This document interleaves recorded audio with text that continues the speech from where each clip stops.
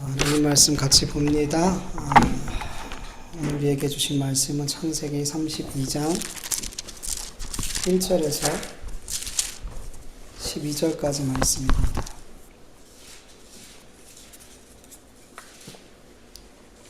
창세기 32장 1절에서 12절까지 한 절씩 교독합니다. 제가 먼저 읽습니다. 야곱이 길을 가는데 하나님의 사자들이 그를 만난지라.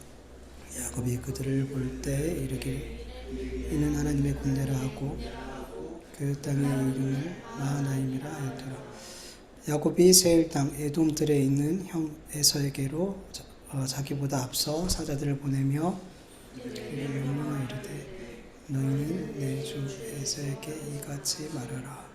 주의 종 야곱이 이같이 말하기를 내가 라반과 함께 거류하며 지금까지 머물러 있었사오며 내게 소와 나귀와 양떼와 노비가 있으므로 사람들을 보내어 내 주께 알리고 내 주께 은혜 받길 원하나이다 하였더니 사자들이 야곱에게 돌아와 이르되 우리가 주인의 형 에서에게 이른즉 그가 400명을 거느리고 주인을 만나려고 오더이다. 야곱이 심히 두렵고 답답하여 자기와 함께한 동행자와 양과 소와 낙타를 두 떼로 나누고 이르되 에서가 와서 한 떼를 치면 남은 떼는 별이라 하고 야곱이 또 이르되 내 조부 아브라함의 하나님 내 아버지 이삭의 하나님 여호와여 주께서 전에 내게 명하시기를 내 고향 내 족속에게로 돌아가라 내가 내게 은혜를 베풀리라 하셨나이다. 나는 주께서 주의 종에게 베푸신 모든 은총과 모든 진실하심을 조금도 감당할 수 없사오나 내가 내 지팡이만 가지고 이 요단을 건넜더니 지금은 두 때나 이루었나이다. 내가 주께 간구하오니 내 형의 손에서 에서의 손에서 나를 건져내시옵소서. 내가 그를 두려워함은 그가 와서 나와 내 처자들을 칠까 겁이 나기 때문이니이다. 주께서 말씀하시기를 내가 반드시 내게 은혜를 베풀어 내 씨로 바다에 셀 수 없는 모래와 같이 많게 하리라 하셨나이다. 아멘. 외삼촌 집에서 이제 도둑처럼 이렇게 몰래 이렇게 바다나람을 떠나서 고향으로 향하게 됐죠. 이러한 잘못된 선택으로 인해서 라헬이 아버지의 드라빔을 훔치게 되었잖아요. 이로 인해서 라반이 도둑맞은 그 드라빔을 찾기 위해서 그리고 또 야곱의 모든 소유가 누구 거라고 생각했어요. 내 거라고 생각했기 때문에 필사적으로 라반은 야곱을 쫓아갔죠. 그런데 라반이 야곱을 만나기 바로 전날 하나님께서 라반의 꿈에 나타나셔서 그에게 간섭해 주시죠. 만약에 하나님께서 간섭해 주시지 않았다면 넌 야곱에 대해서 선악간에 말하지 마 이렇게 간섭해 주시지 않았다면 야곱은 무사하지 못했을 거예요. 야곱의 모든 소유는 라반에게 빼앗겼을 수도 있어요. 그러나 하나님께서 그렇게 간섭하심으로 말미암아 라반은 자기 안에 있는 어떤 잘못된 생각과 잘못된 판단과 감정대로 행하지 않았어요. 근데 여러분 여기서 우리가 한 가지 생각해 볼 것은 여러분 라반은 하나님의 말씀을 듣고 그 말씀에 순종했어요. 그렇죠? 하나님께서 해하지 마. 선악간에 아무것도 묻지 마. 그 말에 순종해서 야곱에게 손끝 하나 대지 않았어요. 여러분 라반이 야곱처럼 그렇게 하나님을 믿었을까요? 분명히 그는 하나님의 말씀에 순종했어요. 그래서 자기 눈앞에 있는 어떤 이익들을 그리고 자기의 힘으로 무엇인가 할 수 있었음에도 아무것도 하지 않았단 말이죠. 그렇다면 라반 안에도 야곱이 믿는 그 믿음이 동일하게 있었던 걸까요? 여러분 라반이 하나님을 믿었을까요? 안 믿었을까요? 그럼 하나님 계신 것을 알았을까요? 믿지 않았을까요? 하나님이 계신 걸 알았어요. 믿었어요. 그래서 야곱에게 하나님이 너와 함께 하시고 너에게 복 주는 걸 내가 안다. 그러잖아요. 하나님의 존재를 알고 그리고 그의 조상들도 하나님을 믿었잖아요. 그래서 모르지 않아요. 하나님을 믿어요. 근데 중요한 건 그거예요. 하나님을 믿었지만 라반이 하나님만 믿었냐는 거죠. 아니죠. 하나님만 믿은 게 아니라 많은 다른 우상들도 믿었더라는 거죠. 여러분, 하나님도 믿고 다른 신들, 다른 우상도 믿는 이유가 뭘까요? 간단해요. 복받기 위해서, 이 세상에서 내가 원하는 걸 쟁취하고 이루기 위해서. 여러분, 우상과 우상을 섬기는 자들의 관계의 핵심이 뭐냐면 거래예요. 거래. 신을 노엽게 하지 않으므로 내가 해를 받지 않고, 신을 기쁘게 함으로 신으로부터 내가 원하는 무엇인가를 얻어내는 이런 거래의 관계예요. 라반이 하나님의 말씀에 순종한 것은 그 안에 야곱과 같은 믿음이 있었기 때문이 아니라는 거죠. 하나님과의 어떤 거래 차원에서 순종하는 거예요. 하나님의 말씀에 순종하지 않으면 내가 해를 받을 것 같거든요. 그리고 하나님의 말씀에 순종하면 하나님께서 내가 뭔가 주실 것 같거든요. 이게 라반 안에 있었던 믿음인 거예요. 그러니까 야곱의 믿음과 라반 안에 있는 믿음은 정말 다른 차원의 믿음인 거죠. 여러분, 하나님을 믿는다고 하는 성도들이 만약에 라반과 같이 하나님을 믿고 있다면 여러분, 그거는 정말 위험한 거예요. 정말 위험한 거예요. 여러분, 하나님과 성도의 관계는 절대 거래하는 관계가 되면 안 돼요. 거래의 관계가 아니란 말이에요. 여러분, 거래는 누구의 이익을 위해서요? 나의 이익, 또 내가 속해 있는 공동체의 이익을 위해서 거래하는 거예요.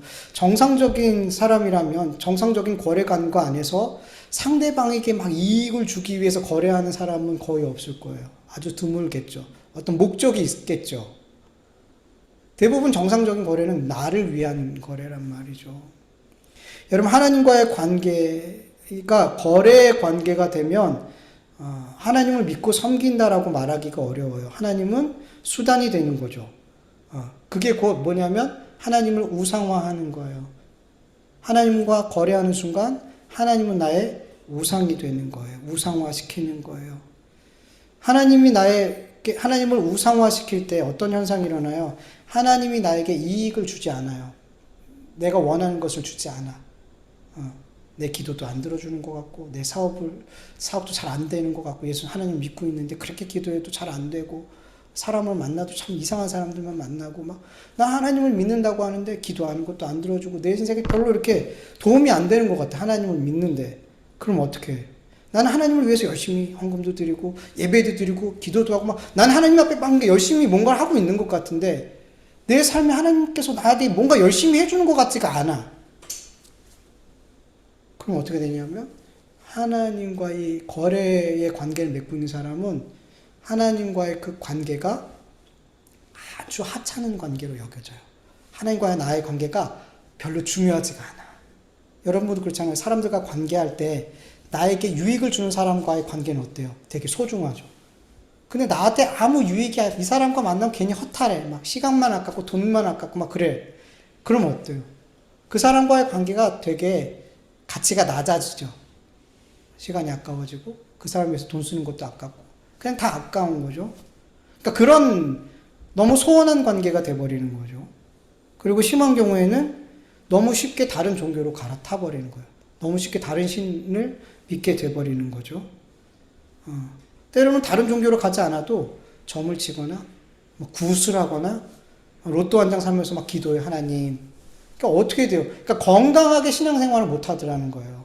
그러니까 하나님과 거래 관계가 되면 하나님과에 있어서 신앙생활에 있어서 건강하지 않은 잘못된 신앙의 생활이 자꾸만 나오게 되고 심한 경우에는 신앙생활에서 아주 이탈해버리게 되는 거죠. 여러분, 구약시대 이스라엘 백성들이 성경을 보면 계속 우상 섬기죠. 하나님 그렇게 우상 섬기지 말라고 했는데 십계명에서 시작하자마자 우상 섬기지 말라고 그랬는데 그들은 계속 우상을 섬긴단 말이에요. 왜냐하면 그들이 하나님을 자꾸만 우상화했기 때문이요. 하나님과 자꾸 거래했기 때문이요. 이스라엘 백성들이. 그러니까 잘못된 신앙을 갖고 있었어요. 하나님을 우상화하니까 다른 우상들을 너무 쉽게 받아들이는 거예요. 하나님을 우상화하니까. 하나님만 섬기면 그렇게 어려워요. 다른 신, 우상을 섬길 수가 없어요. 받아들일 수가 없어요. 근데 하나님을 우상화하면은 다른 우상들을 쉽게 받아들여요. 자꾸 나의 유익을 위해서 거래를 트는 거란 말이에요. 쉽게 말하면. 많은 신들을 섬기는 거는 나의 유익을 위해서 많은 거래 관계를 만들어내는 거란 말이에요. 그래서 이 우상과 거래에서 재미를 못 봤어. 그럼 어떻게 해? 저 우상 가서 섬기는 거예요. 여기서 재미 보면 되는 거예요. 그랬더라는 거예요. 이스라엘 사람들이. 여러분, 우상은 내가 우상의 대상, 그 신을 섬기는 것처럼 보이지만 아닌 거예요. 여러분, 정확히 하셔야 돼요. 이 세상에 많은 신들을 섬기는, 우상을 섬기는 사람들이 그 우상을 위해서 섬기는 것 같죠? 아니에요. 그 사람들의 중심에 항상 내가 있어요. 나란 말이에요. 여러분, 내가 나를 위해서 하나님을 믿으면 나의 유익을 위한 하나님, 나의 잘됨을 위한 하나님, 나의 성공을 위한 하나님은 여러분 우상을 섬기는 거지 하나님을 섬기는 게 아닌 거예요. 잘 아셔야 돼요. 그리고 여기서 한 가지 더 생각할 것은 여러분 구약시대에는 마치 하나님께서 이스라엘 백성들과 거래 관계에 있는 것처럼 보여졌어요. 실제로 표면적으로 보면 하나님께서 너희들이 나를 잘 섬기고 내 말에 순종하고 내게 영광 돌리면 내가 복을 줄게. 그러나 네가 그렇게 하지 않으면 내 말에 거절하고 불순종하고 내 영광을 가리우면 저주하시고 심판하시고. 그런데 여러분 우리가 알아야 될 것은 예수님께서 이 땅에 오시기 전에 구약시대에는 하나님께서 이스라엘 백성들을 마치 어린아이처럼 대하셨어요. 어린아이, 성숙하지 않은 어린아이. 여러분 어린이들을 부모가 어린아이 자식들한테 뭘 줄 때 정말 좋은 걸 주고 싶고 그 아이들에게 내 자식들에게 꼭 필요한 것을 주고 싶어 하죠. 근데 아이들은 엄마가 정말 필요하고 정말 좋은 것이라서 주고 싶은데 아이들이 그거 좋아하는 경우 별로 없더라고요. 얘들은 내 수준에서 좋은 게 좋은 거예요. 내 수준에서. 그래서 부모도 그걸 알죠. 그래서 아이들에게 정말 이 아이에게 꼭 필요하고 꼭 이 아이가 가져야 되고 해야 되는 것들, 이런 것들을 주기 위해서 자녀가 좋아하는 것을 도구로 사용해서 자녀에게 꼭 필요한 것을 주더라는 거죠. 예를 들어서 애들 양치하기 정말 싫어하거든요. 양치 안 하려고 그래요. 양치는 시켜야 돼요. 아이들에게 너무 필요한 일이니까. 근데 너무 싫어요. 양치하는 걸 너무 힘들어해. 그래서 어떻게 해요? 양치해. 내가 뽀로로 한 편 보여줄게. 오늘 너 3편 다 봤잖아. 근데 한 편 더 보여줄게. 애들이 뽀로로 보기 위해서 열심히 양치해요. 때로는 자녀에게 정말 좋은 것, 필요한 걸 주기 위해서 자녀가 싫어하는 것을 도구로 사용하기도 해요. 부모는. 항상 좋은 것만 도구로 사용하지 않아요. 양치하지 않으면 너 수학 오늘 10장 더 풀어야 돼. 수학 너무 싫은데 이 수학 문제집 푸는 거 매일매일 푸는 거 너무 싫은데 그거 10장 더 풀어야 돼. 그럼 어떻게 해요? 애들이 그거 하기 싫어가지고 양치하죠. 이렇게 부모는 자녀가 정말 필요한 것, 정말 필요한 것을 주기 위해서 자녀가 좋아하는 것을 도구로, 때로는 자녀가 싫어하는 것을 도구로 사용하더라는 거죠.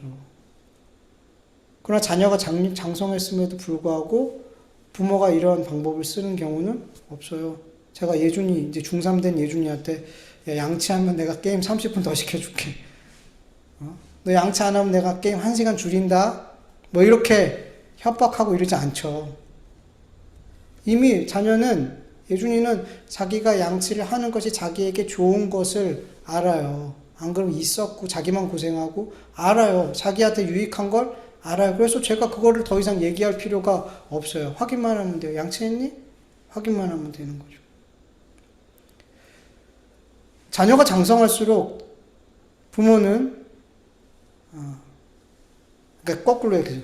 자녀가 장성할수록 부모가 자기에게 주려고 하는 것이 꼭 필요한 것, 나에게 유익한 것이라는 것을 자녀들은 커가면서 알게 돼요. 네. 물론 부모가 자녀들한테 항상 좋은 것, 항상 유익한 것을 주는 것은 아니에요. 그러나 그 마음의 중심, 부모의 마음의 중심은 자녀에게 정말 유익한 걸 주고 싶어요.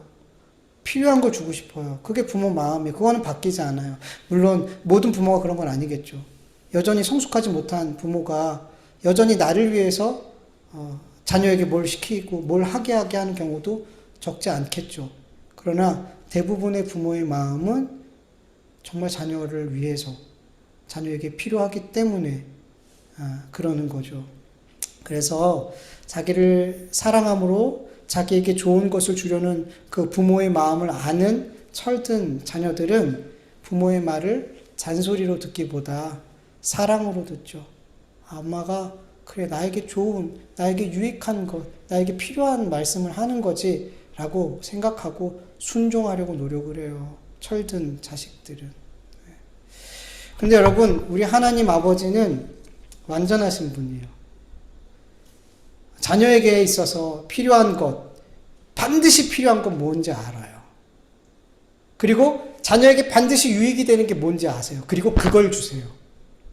그거를 주세요.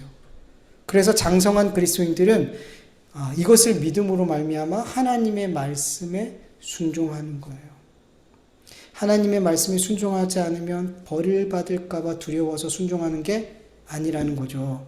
하나님의 말씀에 순종하면 내가 원하는 무언가를 얻을 수 있기 때문에 순종하는 게 아니라는 거죠.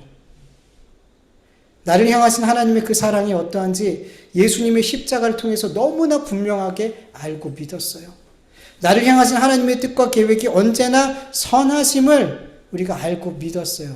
그래서 이것을 다 믿고 아는 경험한 성숙한 그리스도인들은 무엇 때문이 아니라 하나님의 말씀에 그저 순종하는 거예요. 하나님이 나에게 주는 모든 말씀들은 선하구나, 사랑이구나. 그래서 순종하는 거예요. 여러분, 우리가 교회 다니면 모든 사람이 어떤 똑같은 순종으로 보이겠지만 그 속으로 들어가 보면은 여러분, 다른 순종들이 계속 나오고 있는 거예요.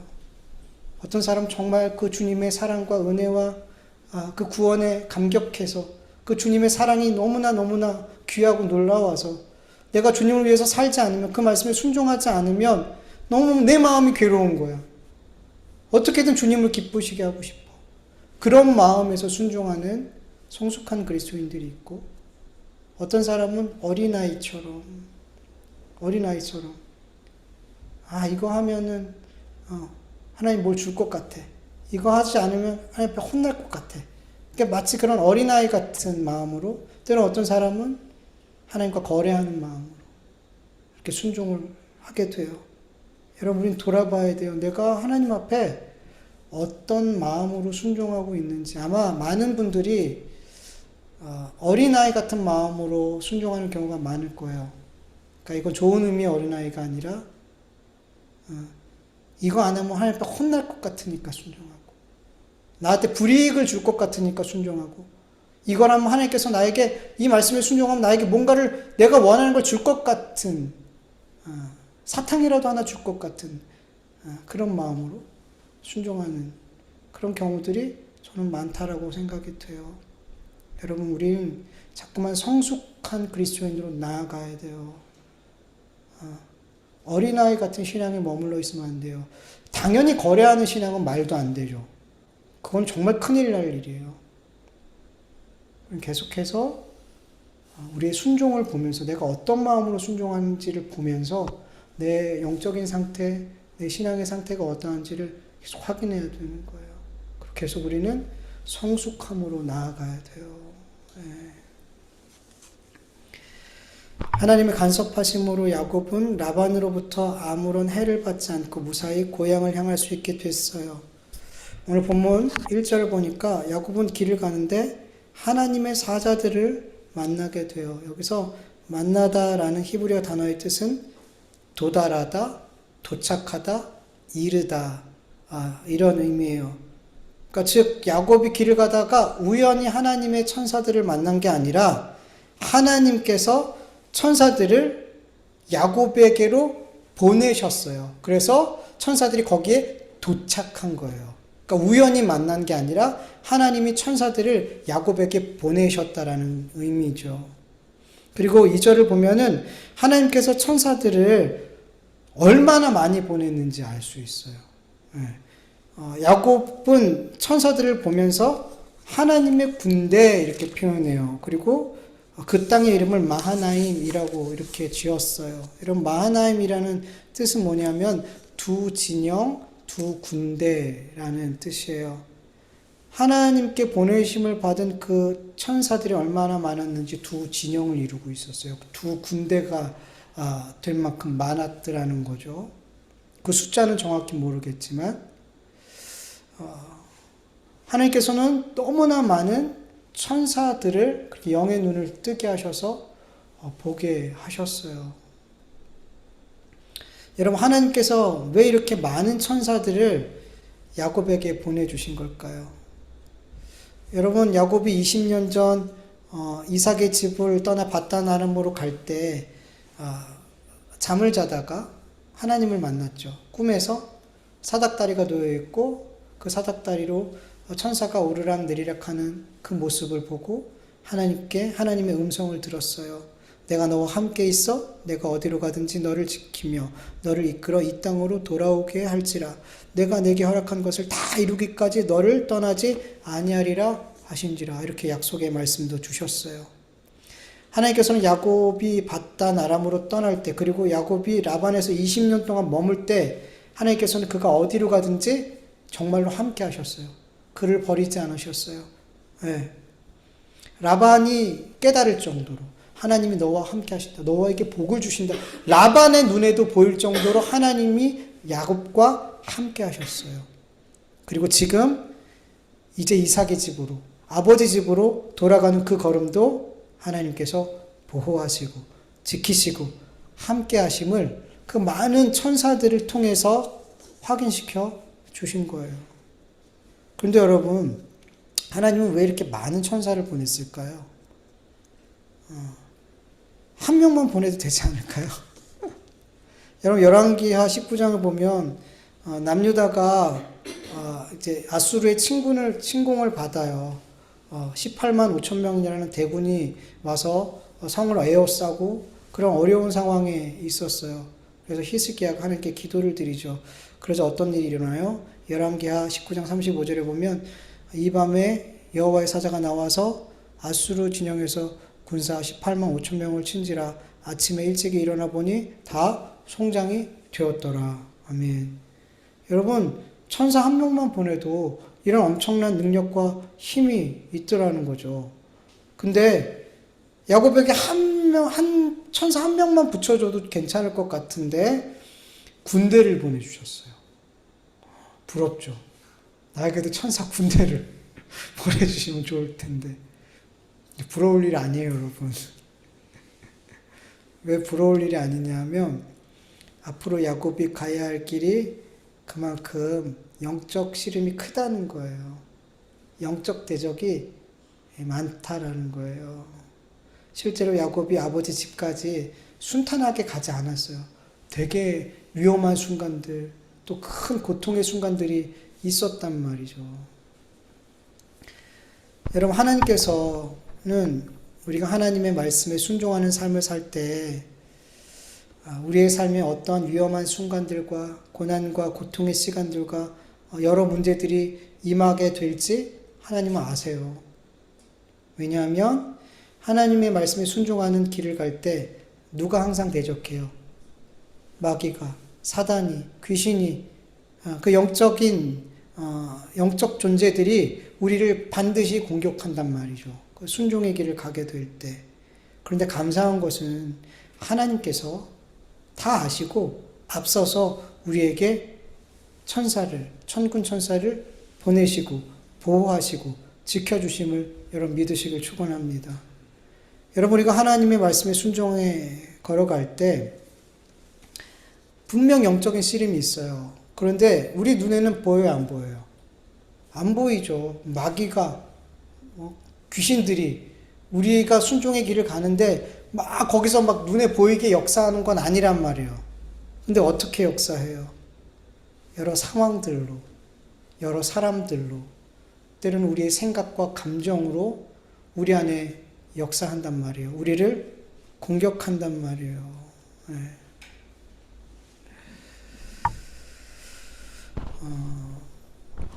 여러분, 야곱이 하나님의 말씀에 순종해서 아버지 집으로 돌아갈 때 그게 가장 고민되는 문제, 가장 그게 큰 문제가 뭐였을까요?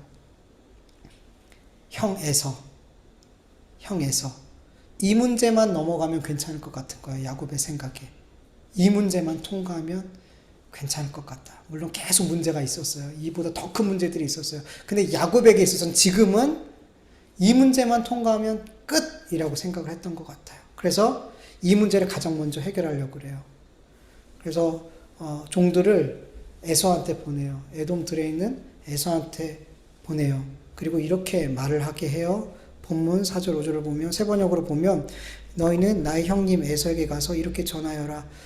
주인의 종 야곱이 이렇게 아렵니다. 저는 그동안 라반에게 몸붙여 살며 최근까지 거기에 머물러 있었습니다. 저에게는 소와 나귀, 양떼와 염소떼, 남종과 여종이 있습니다. 형님께 이렇게 소식을 전하여 드립니다. 형님께서 저를 너그럽게 보아 주십시오. 그러니까 야곱이 돌아온다라는 그런 이야기를 했을 때 형이 어떤 반응을 할지 떠보기 위해서 종들을 보낸 거예요. 그런데 어떻게 됐어요? 형 에서가 400명의 종들을 거느리고 왔어요. 오고 있어요. 그 소식을 종들을 통해서 들었어요. 주인님, 지금 당신 형이 400명을 거느리고 이쪽으로 오고 있습니다. 그 말을 듣자마자 가슴이 답답해지기 시작하고 두려움이 오기 시작하는 거예요. 여러분, 왜 두려웠을까요? 에서가 자기를 치러 온다. 자기와 자기 온 모든 것을 다 죽이기 위해서 치러 온다라고 생각했어요. 왜 이렇게 생각했을까요? 자기를 마중 나온 거일 수 있잖아요. 많은 사람 데리고 와서 환영해 주려고 온 거일 수도 있잖아요. 왜 근데 이렇게 생각했을까요? 형에게 악을 행했기 때문이에요. 형과 좋은 관계를 맺고 떠나왔다면 그 400명이 올 때 형이 나를 이렇게 환영해 주려고 오는가 보다라고 생각했겠죠. 그런데 형에게 악을 행하고 왔거든요. 에서가 400명을 이끌고 온 것이 어떻게, 왜 이 많은 사람들을 데리고 왔는지 성경은 기록하고 있지 않아요. 그 이유에 대해서 말하고 있지 않아요. 근데 중요한 것은 야곱은 형이 나를 해치기 위해서 이 많은 사람들을 데리고 온다라고 밖에 생각을 못했어요. 그렇게밖에 생각을 할 수밖에 없었어요. 그래서 본문 7절 8절을 보면 자기와 함께 동행한 사람들을, 그리고 양과 소와 낙타를 두 떼로 나눠요. 그리고 만약 형이 이쪽을 치면 이쪽은 도망가야지, 한쪽이라도 살려야지, 이런 생각을 하게 됐어요. 그 두려움 가운데. 근데 여러분, 이런 야곱의 생각들, 또 이런 행동들이 야곱에게 평안을 줬을까요? 이거면 되겠다, 어떤 문제 해결이 됐을까요? 안 됐어요. 전혀.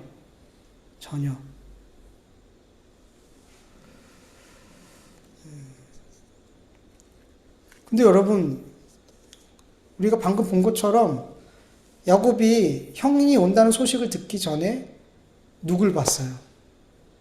하나님의 천사들, 하나님의 군대를 봤단 말이에요. 그 군대가 나와 함께 하심을 그는 알았단 말이죠. 그렇다면 하나님의 말씀에 순종하여 집으로 돌아가는 이 길에 있어서 에서라는 큰 문제를 만나게 됐을 때 어떻게 해야 돼요? 하나님이 지금까지 나를 이렇게 인도하시고 지켜주시고 그 약속대로 나를 돌아가게 하시고 있기 때문에 하나님께서 돌아가는 그 길도 나와 함께 하시고 지키시고 에서라는 큰 문제도 해결해 주실 거야 라는 믿음으로 담대하게 형을 만나야 되는 게 맞지 않냐는 거죠. 여러분 같으면 그렇게 하지 않았을까요? 어마어마한 천사들이 나를 호위하고 있어. 그걸 봤어. 하나님께서 보게 하셨어. 그러면은 이 에서라는 큰 문제가 그 앞에서 담대해야 하게 되지 않을까요? 저는 그럴 것 같은데. 근데 그렇지 않았어요. 왜냐하면 영적인 대적이 있기 때문이에요.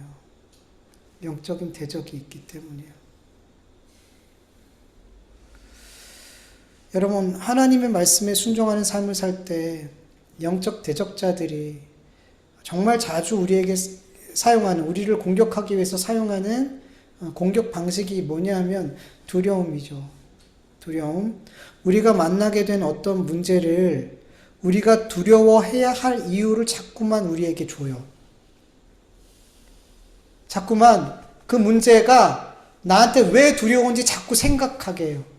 아, 이 문제는 이래서 어렵지. 이게 이렇게 되면 나에게 큰 해가 될 텐데, 나에게 너무 손해가 될 텐데, 저 사람이 나에게 이렇게 할 텐데, 막 내가 두려워해야 할 생각들을, 이 문제가 나에게 두려움이 되는 이유들을 자꾸만 나에게 줘요. 야곱에게는 어떻게 했을까요? 야곱이 형에게 한 그 악한 일들을 자꾸만 생각나게 했겠죠. 그 일로 말미암아 형이 얼마나 고통스러워했는지, 그 일로 말미암아 얼마나 형이 억울해했는지, 그리고 나를 죽이고 싶을 만큼, 아니 죽이려고 했던 그 미움이 얼마나 컸든지 그것이 계속 생각이 났을 거예요. 그런데 형이 400명을 거느리고 온대요. 그거 어떻게 해요? 그냥 너무 쉽게 두려움으로 빠져드는 거예요. 그래서 7절 8절처럼 행동한 거예요. 막 두 대로 나눠가지고 한 대라도 살려볼까? 이런 두려움에서 이런 행동들이 나오는 거죠. 근데도 두려워. 근데도 문제가 전혀 해결이 된 것 같지가 않아. 좋은 해결책이 아니야. 그래서 야곱이 어떻게 할까요? 두 번째 방법. 9절에서 12절까지 보면 야곱이 하나님의 약속의 말씀을 붙들고 기도를 해요. 우리가 아까 읽었던 것처럼. 한번 다시 읽어볼까요? 9절에서 12절 시작. 야곱이 또 이르되 내 조부 아브라함의 하나님, 내 아버지 이삭의 하나님 여호와여, 주께서 전에 내게 명하시기를 내 고향 내 족속에게로 돌아가라, 내게 은혜를 베풀리라 하셨나이다. 나는 주께서 주의 종에게 베푸신 모든 은총과 모든 진실하심을 조금도 감당할 수 없사오나 내가 내 지팡이만 가지고 이 요단을 건넜더니 지금은 두 때나 이루었나이다. 내가 주께 간과오니 내 형의 손에서 에서의 손에서 나를 건지시옵소서. 내가 그를 두려워함은 그가 와서 내 처들을 칠까 겁이 나기 때문이니이다. 주께서 말씀하시기를 내가 반드시 내게 은혜를 베풀어 내 씨로 바다에 셀 수 없는 모래와 같이 많게 하리라 하셨나이다. 이렇게 하나님께서 자기에게 행하신 일들과 자기에게 약속하신 것들을 막 끄집어내서, 그러니 하나님 저를 이 위험에서, 이 에서의 손에서 저를 좀 건져주세요. 기도했어요. 약속의 말씀을 붙들고 나에게 행하신 일들을 붙들고 기도했어요. 그럼 어떻게 해야 돼요? 기도 딱 끝났어. 예수님도 기도 십자가 지기 전에 기도 다 끝나고 나서 평안하셨잖아요. 가자. 이제 됐어. 그리고 십자가의 길을 가셨잖아요. 이렇게 야곱도 하나님 앞에 기도했어요. 그럼 어떻게 해야 돼요? 가자. 이제 됐어. 이러면 좋겠는데. 그렇지 않더라는 거죠. 기도를 했는데 여전히 두려웠어요. 여러분, 하나님의 약속의 말씀을 붙들고 기도했는데, 하나님께서 나에게 행하신 일들을 기억하면서 기도했는데, 여러분 왜 두려울까요? 왜 두려울까요, 여러분?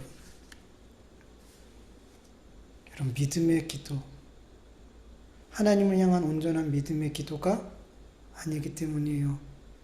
야곱에 드린 기도가 하나님을 향한 온전한 믿음의 기도가 아니었다라는 것을 어떻게 알 수 있냐면, 야곱은 기도가 끝나고 바로 다음 날 또다시 두려움을 따라서 행동을 하게 돼요.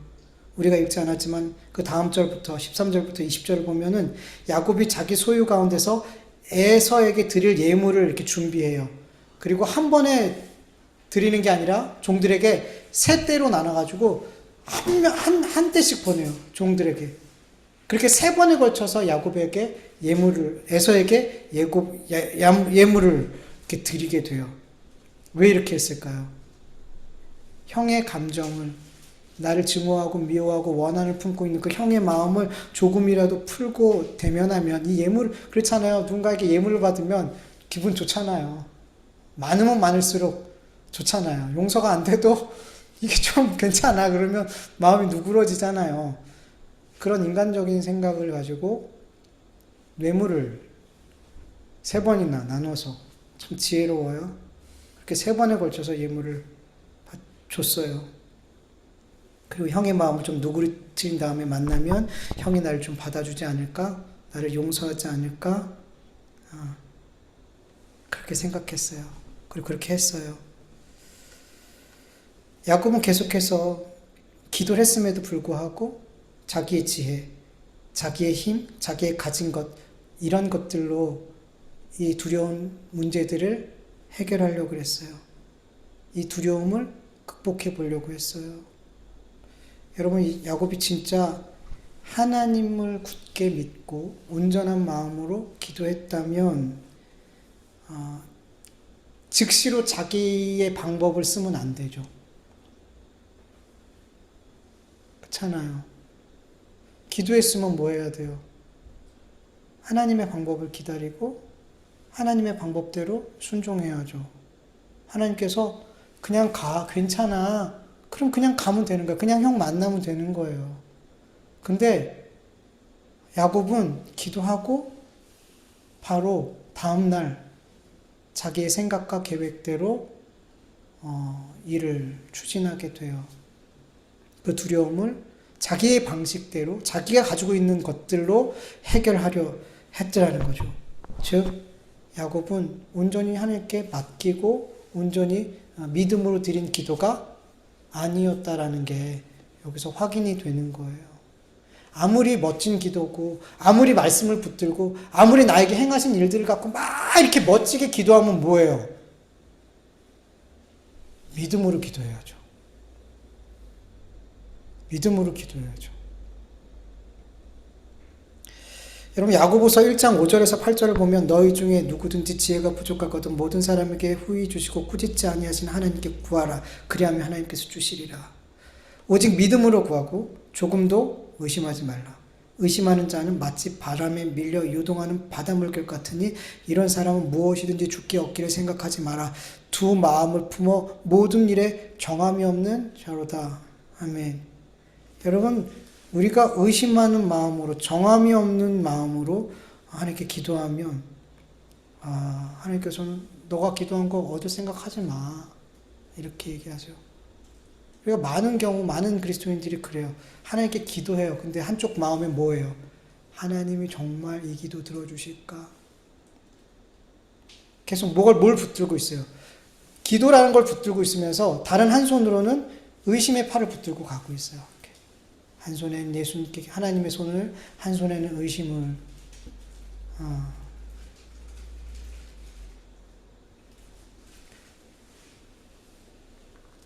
그러니까 믿음 없는 기도를 드리면 결국에는 어떻게 되냐면 내 의지와 내 결정대로 분명히 나는 그렇게 행동하게 돼 있어요. 기다리지 못해요.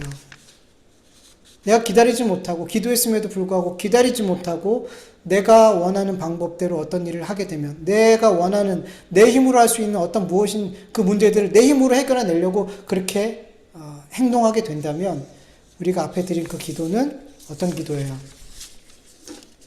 두 마음을 갖고 드린 기도예요. 의심으로 가득한 기도예요. 근데 우리가 이런 기도를 많이 드린다는 거예요. 많이 드려요.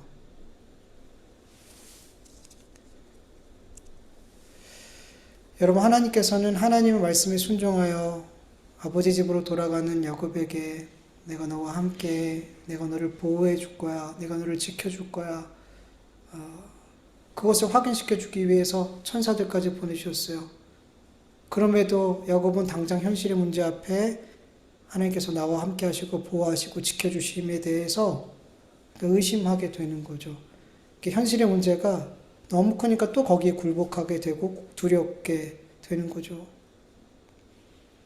이 두려움으로 인해서 의심의 기도를 하게 되고 정함이 없는 기도를 하게 되고 또다시 자기의 힘으로 이 문제를 해결하려고 했어요. 근데 두려움으로부터 나온 모든 것은 그에게 아무런 해결책이 되지 않았어요. 기도까지도. 두려우니까 정함이 없는 기도가 계속 나오더라는 거죠. 의심의 기도가 계속 나오더라는 거죠. 그러니까 기도까지 했는데도 그 안에는 평안이 없었고, 기도까지 했는데도 그 문제가 더 해결되지 않더라는 거죠. 그 두려움의 문제가. 여러분, 이 모든 것은 뭘 반증하냐 하면, 야곱에 대한 영적 대적이 그만큼 크고 강했다는 거예요. 하나님이 나와 함께 하신 걸 하나님께서 보여주셨어요. 그 길을 가기 전에, 그 순종의 길을 본격적으로 가기 전에 보여주셨어요. 그 문제 앞에 순종할 때 우리의 삶에 다가오는 그 문제들을 만나기 전에 이미 내가 너와 함께해. 이거를 말씀해 주셨어요. 보여주셨어요. 근데 얼마나 그 순종의 길을 가지 못하게 하기 위해서 막고 있는 그 영적 대적이 얼마나 큰지 보고 들었음에도 불구하고 이렇게 잘 안 되는 거예요.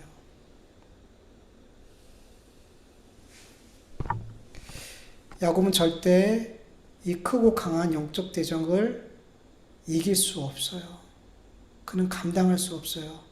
그래서 하나님께서 누굴 보내주신 거예요? 하나님의 군대를 보내주신 거예요. 그가 싸워야 할 그 영적 싸움이 큰 싸움이기 때문에 하나님께서 하나님의 군대를 보내주신 거예요. 여러분, 우리가 하나님의 말씀에 순종할 때 우린 분명 긴장해야 돼요. 마귀는 가만 순탄하게 꽃길처럼 그렇게 그 순종의 길을 가게 하지 않아요. 절대 그렇게 하지 않아요. 주현 전사님이 신학을 하기까지 꽃길 걸었어요. 결정하고 거기까지 가기까지 옆에 있는 나도 가시밭길 걸었는데 주현 전사님은 얼마나 꼭 가시밭이 아니라 불꽃 같은 길 걸었잖아요. 하나님의 말씀에 순종해서 갈 때 그 길은 꽃길이 아니에요. 대적이 역사에 얼마나 역사하는지 몰라요. 그래서 우리는 긴장해야 돼요. 근데 여러분, 우리가 순종의 길을 갈 때 분명 위험한 순간들, 고난, 많은 문제들, 정말 나를 어렵게 하는 사람들을 분명 만나게 될 텐데 그걸 미리 걱정하거나 두려워하지 마시기를 축원합니다. 왜냐하면 하나님은 이미 우리에게 우리를 보호하시고 인도하실 천군 천사를, 성령 하나님을 우리에게 보내주셨어요. 이미. 그리고 우리가 막다른 게 같지만 피할 길을 준비해 놓으셨고, 나는 감당할 수 없을 것 같은데 감당할 수 있는 능력까지 준비해 놓으셨다는 것을 믿으시길 축원합니다. 그래서 결국 있잖아요. 하나님이 원하시는 그 자리에, 그 순종의 마지막 그 자리에 있잖아요. 우리 계속 경험하게 되잖아요. 여러분, 고린도전서 10장 13절을 보면 사람이 감당할 시험 받기는 너희가 당한 것이 없나니 오직 하나님이 미쁘사 너희가 감당하지 못할 시험 당함을 허락하지 아니하시고 시험 당할 쯤 또한 피할 길을 내사 너희로 능히 감당하게 하시느니라. 아멘. 여러분, 욥도 어마어마하게 큰 고난을 받았잖아요. 근데 감당할 만큼만 시험하게 하시잖아요. 마귀에게. 생명까지 빼앗아가지 못하게 하시잖아요. 거기까지 안 갔으면 좋겠죠. 그 정도까지는 주님. 근데 그게 피할 길이었어요. 그게 피할 길이었어요. 욥에게는. 목숨만 간나간다 붙어있는. 그게 피할 길이었고 그게 감당하는 능력이었어요. 마지막까지. 여러분, 우리가 하나님의 말씀에 순종하는 길을 택하여 가게 될 때 영적 싸움이 분명히 있지만 여러분, 걱정하고 근심하고 위축되고 두려워하지 않기를 간절히 원합니다. 그 시간에 우리는 뭐 해야 돼요? 기도해야죠. 나를 위해 이미 모든 것을 준비해 놓으신 그 하나님께 기도할 수 있길 축원합니다. 그런데 그냥 기도하는 게 아니죠. 두 마음 품지 말고. 두 마음만 품으면 좀 나은 것 같아요. 우리는 정말 너무 많은 가능성을 열어놓고 그 많은 가능성 가운데 뭘 끼워 놓는 거예요. 기도를 끼워 놓는 거예요. 야곱도 그런 거였어요. 많은 가능성, 내가 이 어려움을 피할 수 있는 많은 가능성 중에 뭘 끼워 놓은 거예요? 하나, 기도를 끼워 놓은 거예요. 많은 방법 중에, 이 문제를 해결하는 많은 방법 중에. 이건 기도가 아닌 거예요, 여러분. 오직 한 길밖에 없구나. 오직 내가 하나님밖에 의지할 분이 없구나. 하나님만이 나를 이 모든 문제에서, 이 모든 시험에서 이길 수 있게 하시는 분이구나. 오직 한 길이구나. 여러분, 이렇게 믿고 기도하세요. 하나님밖에 나에게 방법이 없구나. 하나님만이 나를 이 문제에서 통과할 수 있게 하시는 분이구나. 그렇게 정한 마음, 정하지 않은 마음이 아니라 이런 정한 마음을 가지고 여러분 그 순종의 길을 기도하면서 가실 수 있기를 간절히 축원합니다. 이런 빌립보서 4장 6절에서 7절 보면 이렇게 말씀하세요. 같이 읽을까요? 아무것도 염려하지 말고 다만 모든 일에 기도와 간구로 너희 구할 것을 감사함으로 하나님께 아뢰라. 그리하면 모든 지각에 뛰어난 하나님의 평강이 그리스도 예수 안에서 너희 마음과 생각을 지키시리라. 아멘. 여러분, 아무것도래요. 야, 하나 정도는 걱정해도 이렇게 얘기하지 않으세요. 우리가 기도할 때 여러분, 아무것도 걱정하지 말고 염려하지 말고 오히려 뭘 하래요? 감사하면서 기도하래요. 미리 감사하세요, 여러분. 하나님께서 우리에게 감당할 모든 힘을 주셨어요. 이 순종의 길을 갈 때 우리가 막다를 길 같지만 피할 길도 이미 준비해 두셨대요. 그래서 결국에는 우리는 그 순종의 자리에 도착해야 안 해요? 도착해요. 하나님이 나에게 말씀하신 그 말씀 그대로 내 삶의 성취가 되를 줄 믿으시고 축원합니다. 그래서 여러분 우리 감사하면서 염려로 기도하는 게 아니라 뭐라고? 감사하면서 기도할 수 있길 간절히 축원합니다. 그럴 때 우리 하나님께서 예수 그리스도 안에서 우리의 마음과 생각을 평강으로 지켜주실 줄 믿습니다. 우리 같이 주신 말씀 기억하면서 기도하죠.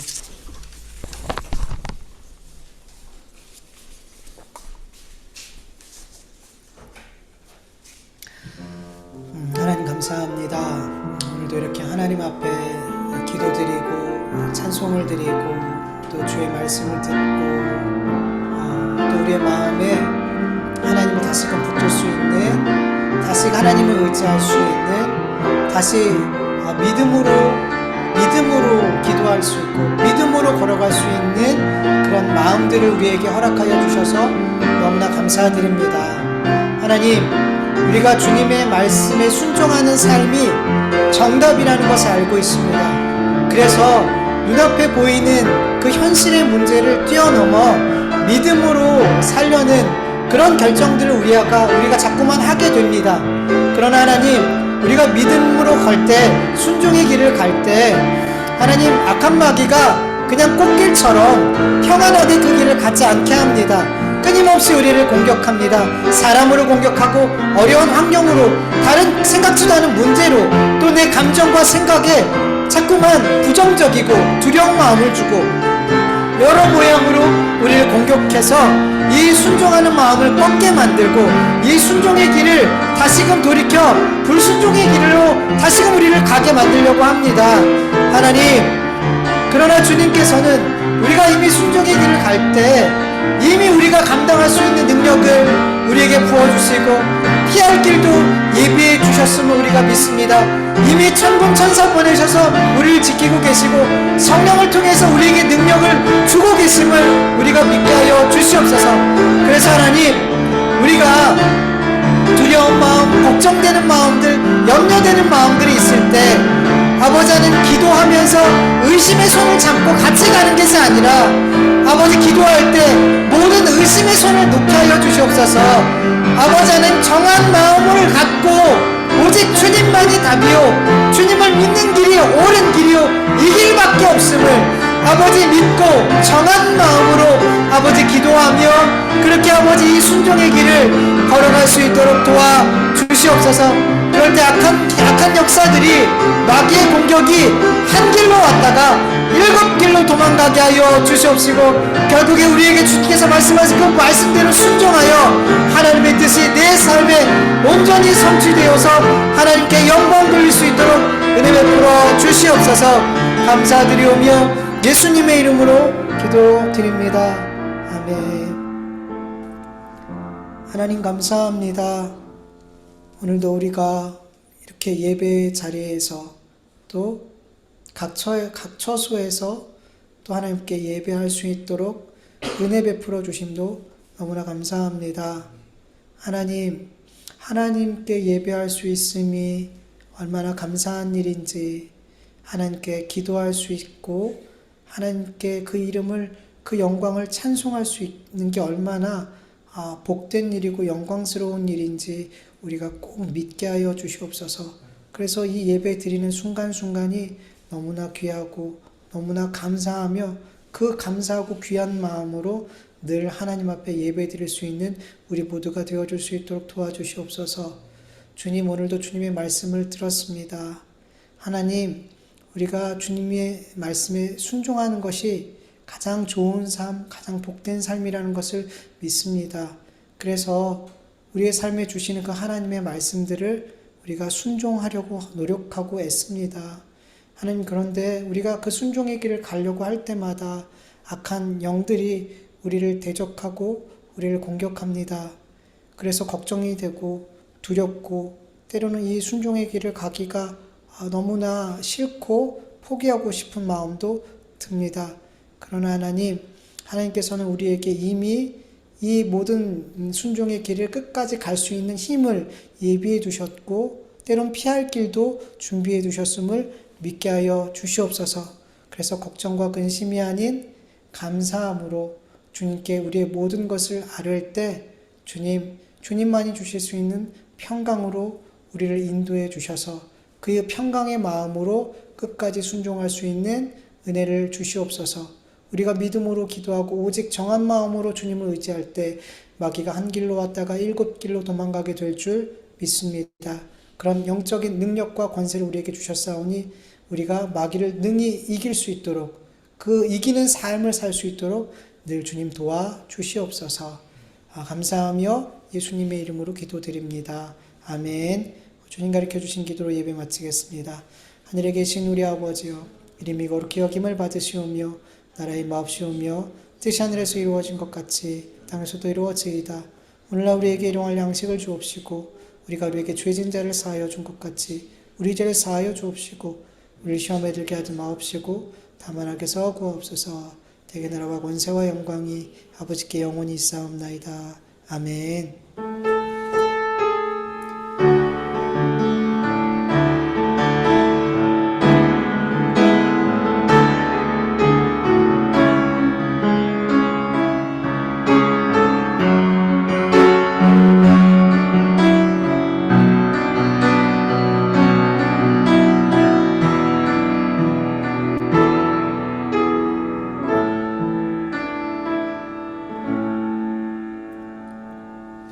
예배 마쳤습니다. 우리 예배를 봐서 하나님께 감사와 영광의 박수 올려드립니다. 하나님 감사합니다. 우리 예배 받으시고 우리에게 또다시